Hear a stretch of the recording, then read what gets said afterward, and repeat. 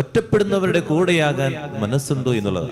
ആൾക്കൂട്ടത്തിന്റെ കൂടെയാകാനാ എല്ലാവരും മനസ്സ് കാണിക്കുക. പണക്കാരുടെ കൂടെയാകാൻ, അതുപോലെ എനിക്ക് വേണ്ടി എന്തെങ്കിലുമൊക്കെ ചെയ്യാൻ താല്പര്യമുള്ളവരുടെ കൂടെയാകാനാ. എന്നാൽ ആരോരുമില്ലാത്ത ഈ സമരിയക്കാരി സ്ത്രീയുടെ കൂടെയാകാൻ, ആ കിണറ്റിൻകരയിലിരിക്കാൻ യേശു മനസ്സ് കാണിച്ചു എന്നുള്ളതാണ്. കൂടെയാകുമ്പോഴാ സ്വന്തമാക്കാൻ എനിക്ക് പറ്റുള്ളൂ.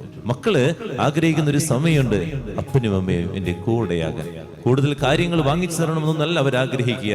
അമ്മ എൻ്റെ ഒരു കൂടെ ഒന്നിരുന്നുവെങ്കിൽ, TV ഓഫ് ചെയ്ത് മൊബൈൽ ഫോൺ ഓഫ് ചെയ്ത് കുറച്ച് സമയമൊന്ന് എന്നെ ഒന്ന് കേട്ടിരുന്നുവെങ്കിൽ എന്ന് കേൾക്കുന്ന അപ്പനും മക്കളുണ്ടാകാം. ഈ അപ്പനും അമ്മയും ഒന്ന് സമയം കൊടുത്തിരുന്നെങ്കിൽ. ഈ ഓട്ടത്തിനിടയിലെ ഭാര്യ ആഗ്രഹിക്കുന്ന ഒരു കാര്യമുണ്ട്, എൻ്റെ കൂടെ ഭർത്താവ് ഒന്നിരുന്നെങ്കിൽ.